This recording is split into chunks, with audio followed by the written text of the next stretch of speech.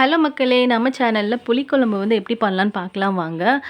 இத காரக்குழம்பு கூட சொல்லலாங்க. இதுக்கு வந்து வெங்காயம், தக்காளி, பூண்டு, கத்திரிக்காய், முருங்கக்காய் எடுத்துருக்கேங்க. அப்புறம் வந்து நெல்லிக்காய் சைஸ் புளிய வந்து நல்லா தண்ணீல ஊற வச்சுக்கோங்க. இப்ப எண்ணெய் காஞ்சிருச்சு. அது கூட வெந்தயம், கொஞ்சம் மிளகு இது 2யும் போட்டு நல்லா பொரிய விட்டுக்குங்க.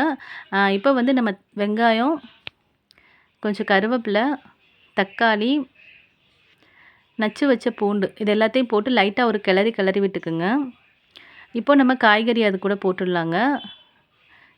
முருங்கக்காய், கத்திரிக்காய் இதில போட்டுருங்க. போட்டுட்டு லைட்டா ஒரு கிளறி விட்டுக்குங்க. இப்போ காய்கறி வேகிறதுக்கு நம்ம வந்து உப்பு போட்டுக்கலாங்க. இப்போ நான் கல் உப்பு தாங்க போடுறேன். அதனால நீங்க கல் உப்பு போட்டுக்கங்க. லைட்டா கல் உப்பு போட்டுட்டு கிண்டி விட்டுட்டு ஒரு மூடி போட்டு மூடி வச்சுருங்க. காய் நல்லா வேகணுங்க. வெந்ததுக்கப்புறம் தான் நம்ம மிளகாப்பொடி போடணும். இப்போ நான் வீட்டு மிளகாய் தூள் தான் எடுத்துருக்கேங்க.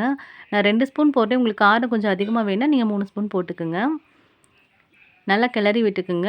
இப்போ வந்து நம்ம கரைச்சி வச்சிருக்க புளி தண்ணிய அது கூட ஊத்திடலாம்.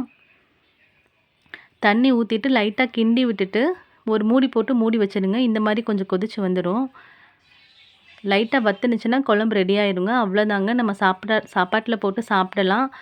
வீடியோ பிடிச்சிருந்தா லைக் பண்ணுங்க, ஷேர் பண்ணுங்க, சப்ஸ்கிரைப் பண்ணுங்க. Thank you.